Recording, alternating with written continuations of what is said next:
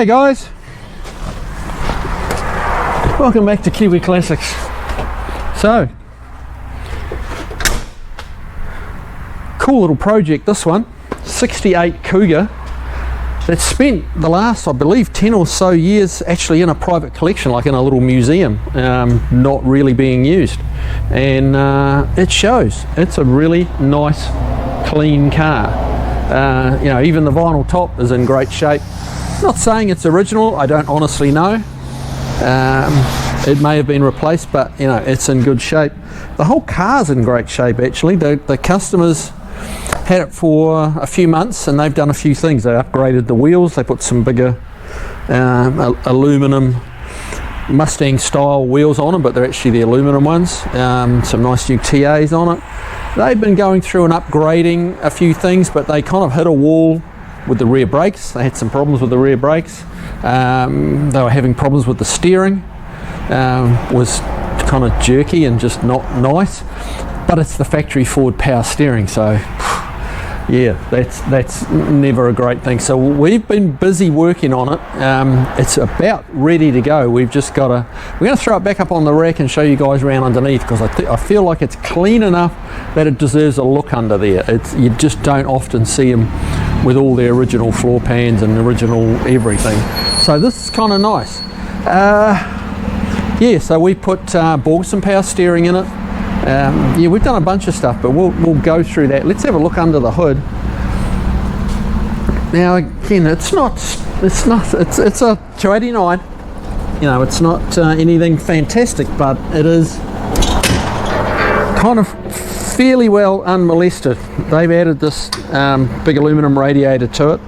They'd upgraded to electronic ignition and they hadn't, you know, had a bit of a misfire, but they hadn't gotten rid of the resistor wire. So that was a trap that he fell into. He'd heard about the resistor wire, so he checked the voltage, and sure enough, 12 volts. It showed 12 volts. But when you just turn the key on and check it, the resistor wire will give you 12 volts.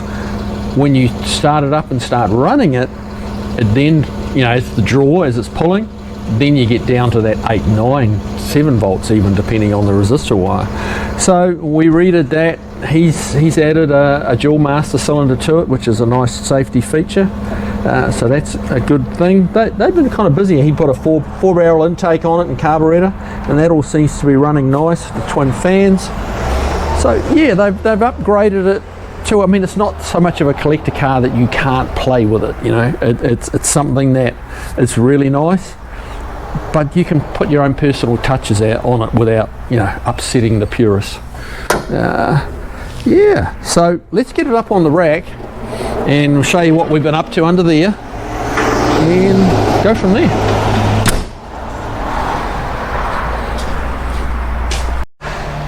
Okay, so the underside of this car. We got a little bit of not so pretty here. Looks like someone's backed over something. So that's on their list of things to do. They're gonna keep working away at it, but that's cosmetic. What's nice to see is it's got its original trunk floor drop-offs with the factory spot welds in it.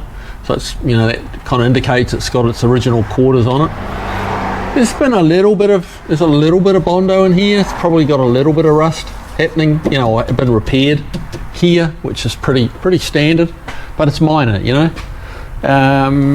They've ponied up and put nice Bilstein shocks on it, so I'm sure that's going to reflect in the ride. I think someone's put a Mustang, like a pre-made Mustang exhaust kit on it, which is why the exhaust pipes are finishing here, because the Cougars are longer. You know, they're longer wheelbase, you know, a little bit longer wheelbase, longer body, and yeah, that's the difference between a Mustang and a Cougar is like that much. Because these should really be coming out about here to get it out from under the car, but that's not a biggie. Now the rear brakes, we were having when I first drove this thing, it was shuddering. The back brakes were shuddering bad, and so we pulled them apart and they'd put new drums on. I really don't know what happened, but somehow they'd been badly hot spotted, the drums, and were just not round anymore. and they'd done little to no miles, but they weren't in good shape. So we put new drums, new shoes on there just to be sure, and yet to actually test drive it on the road, but we'll see. We'll be on the road in a minute, and hopefully that shutter's gone. A little bit of a whoopsie here, but hey, when they did that, it didn't all kind of crumble and fall apart, so that can be straightened. You know, I'd much rather deal with a little dent and a little bend than all the rust that's usually associated with these things. But again, factory spot welds up here. That's the original trunk drop off, which honestly you just don't see on many of them anymore. Moving forward, it's just an original old car, and it's nice to see. These are the original floors. They've not been patched. It is what, you know, is what it should be.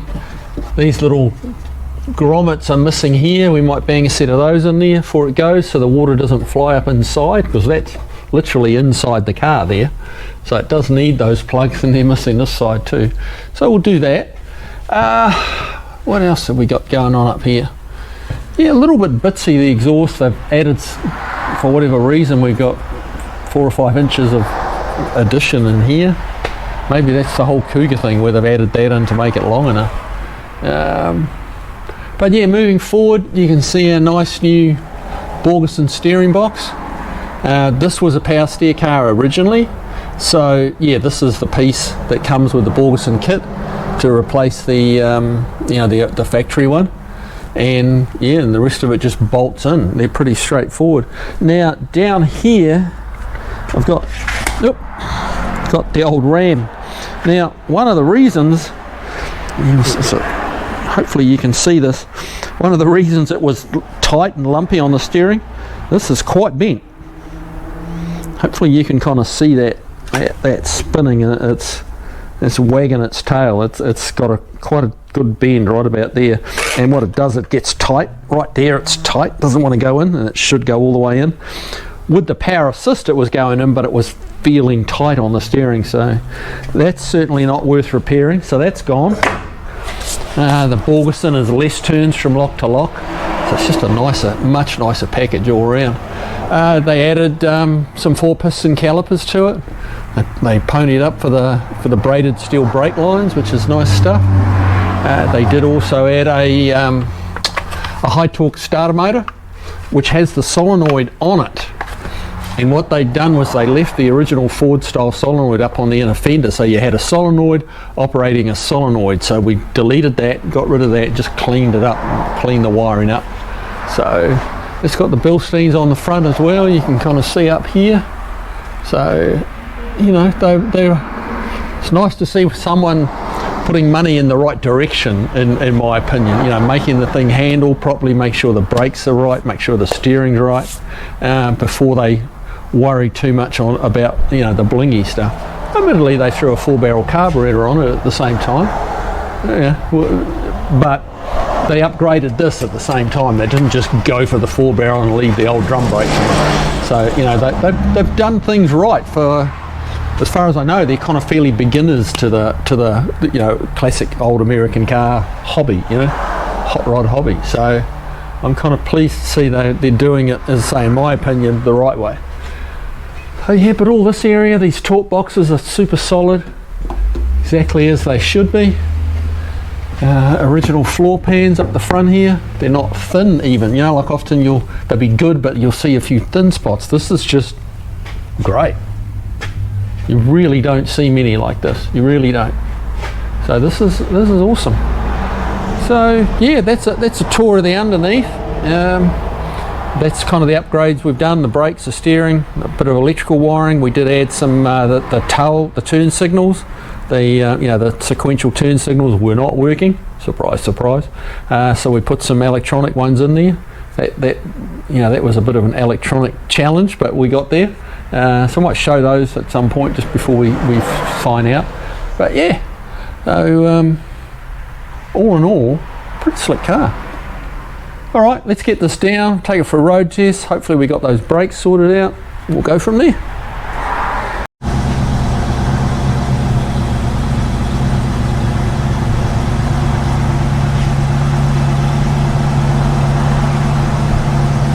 Very cool. Woohoo! That's cool. Okay, let's go, Steve.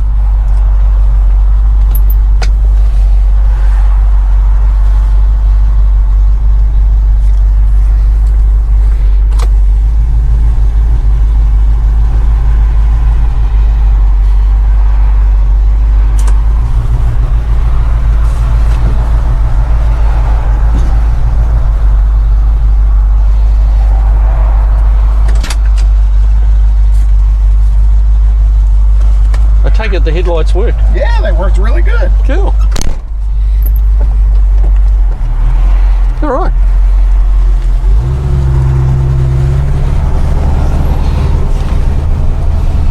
Got a nice quiet exhaust.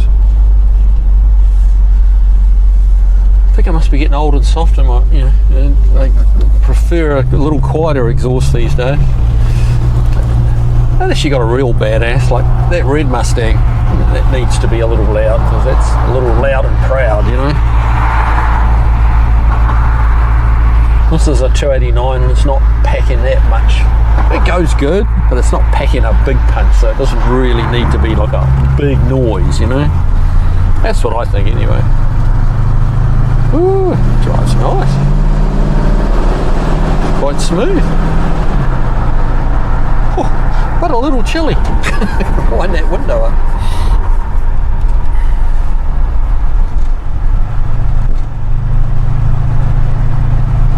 Oh, it drives nice, it steers. Now steering is so much better. Yeah, you don't have to, yeah, it's much more positive.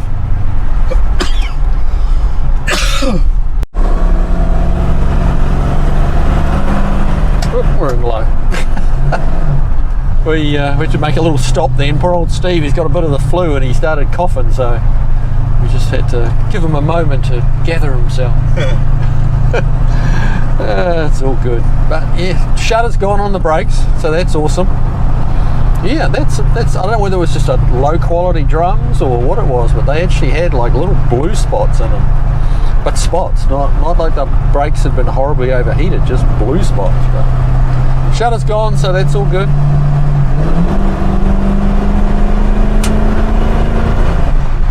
It really doesn't go bad. It's not startling, but it's exactly kind of what you'd expect for a 4-barrel 289 and a fairly heavy car. The Cougar was quite a bit heavier than the Mustang because of all the bling, you know, pop-up headlights and 4 headlights instead of 2, and just all the other, you know, a little bit bigger, more luxury on the interior. Not that this little bit's all that luxurious, but you know, they'll get that fixed. But yeah, like I said earlier, I'm glad they're kind of doing brakes instead of doing dash pads. That's a much better option in my opinion. The brakes are great. That's like tippy toe pressure on the brake pedal. The brakes are awesome.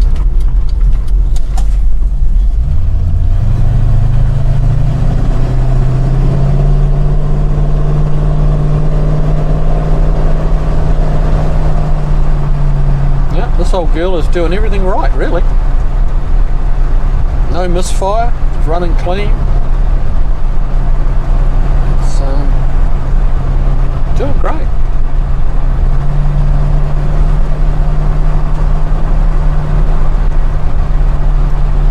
Feels a little nose high. It has got some junk in the trunk, literally. So that could be some of it, but yeah, we may look at, you know, maybe taking half a coil off the springs or something like that and just getting the front down a nudge. I think the car would benefit from that because it is a little nose high. Other than that, I mean, it's just kind of refining it as you drive it a little bit, as you get to learn your car, what you like about it, what you don't like about it. So yeah, but I think we can call this a win. We can send this one home, and yeah, he's going to have some fun with this. He is going to have some fun, and he's going to get a lot of looks and a lot of comments. Yeah, I love the color combo on this. It's not, you know, it's not bright red. It's not some hot burnt orange. You know, and it's a fairly understated, like just a very, very light blue. But the whole package with the vinyl roof, it's just nice. It's nice. So yeah, send this one home, and we'll see you on the next video. Take it easy, guys.